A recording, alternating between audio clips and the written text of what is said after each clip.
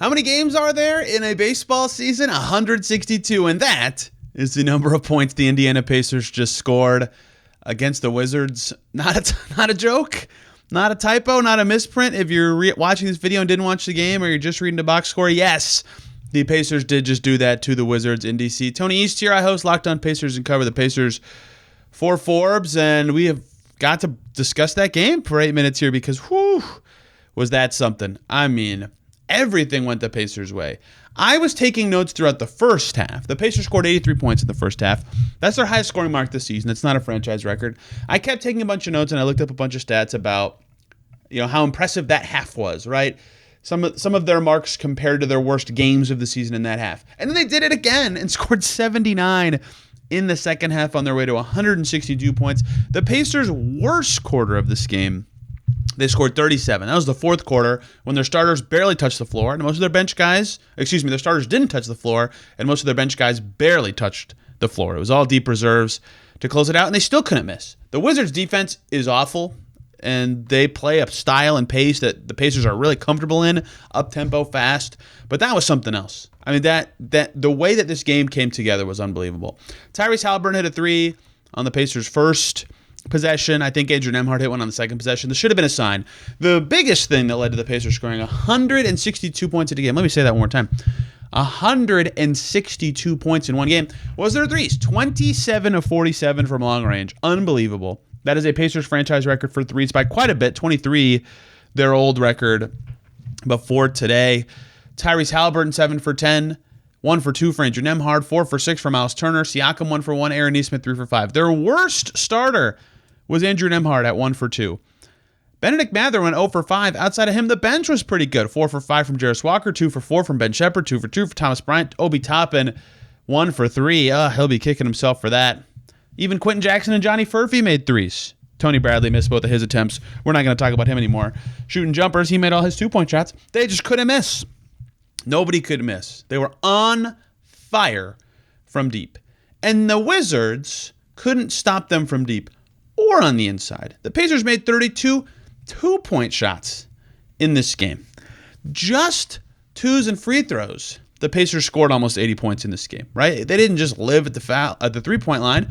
They were covered up inside. A great cutting game. Their shot chart is exactly what you want in a win like this. They made 4 non-paint twos in an 162-point performance. Their offense was just clicking in every way. 5 twos for Pascal Siakam, 5 twos for TJ McConnell, 4 twos for Tony Bradley.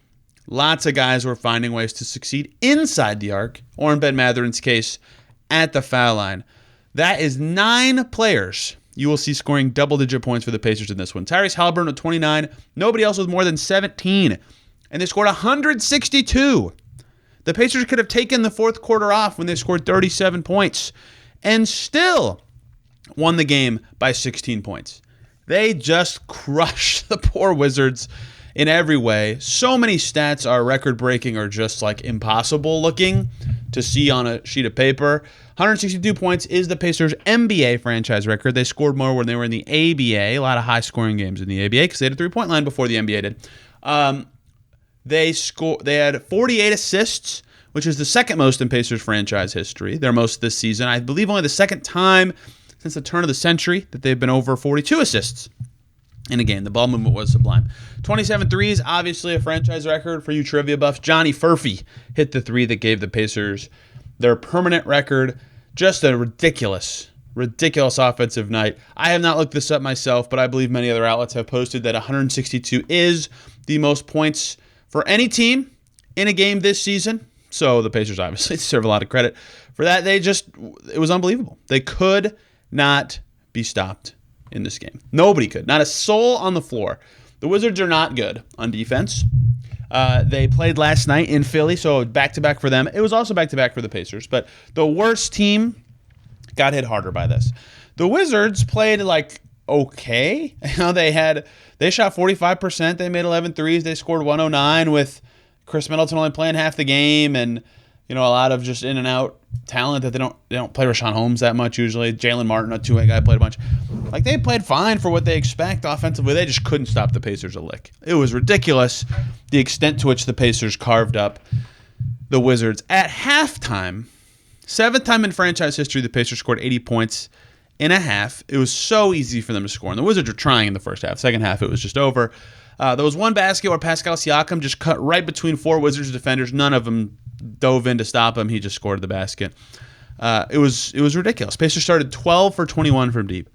So the Pacers at halftime of this game had 83 points, 23 assists, and 14 made threes.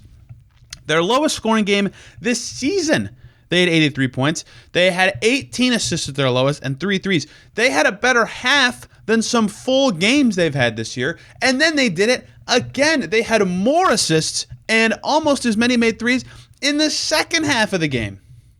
They'd one made shot away at halftime. They made 31 from their season low in makes in a game. Every number is just more and more insane and chaotic, and I don't know what or how they did this. I don't know if they'll do it again, but they scored over 150 a couple times last year. Tyrese Halliburton, their star guard, 29 points to lead the way. When he's going, the Pacers go. They were juiced up and just smoked the poor Wizards in this one. The notes do not end there. Obviously, the history and the numbers part of it stand out. Pacers changing up their rotation.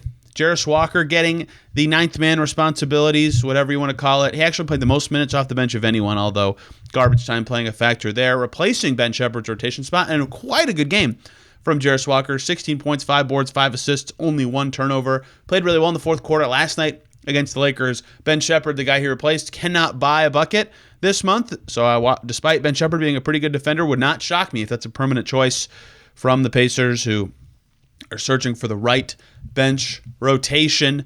It looked like Thomas Bryant might be the odd man out, but then he ended up playing and having a decent game against his former team. That is of note to continue. Also important, Pacers did not have a single player reach 25 minutes in this game, which one is important because, there's only 9 games left. They want to be watching the mileage, but they have 3 and 4 nights in OKC Saturday, their toughest remaining game this season. They do, on paper, play the Cavs 2 more times, but it's likely the Cavs seed is decided by those games, and they'll be playing for nothing. So we'll see what's at stake for the Pacers the rest of the way. They got 2 losses in Atlanta and Orlando. Losing, that means their playoff magic number is now 2, and those teams play each other one more time this year. So very close for the Pacers to locking up their playoff spot. They were excellent in this game. The numbers show it. If you watched the game, you could see it.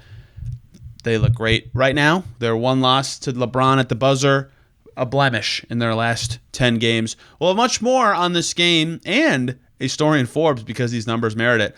On Locked On Pacers, quite the game from the Pacers. We'll see you after Pacers Thunder Saturday night.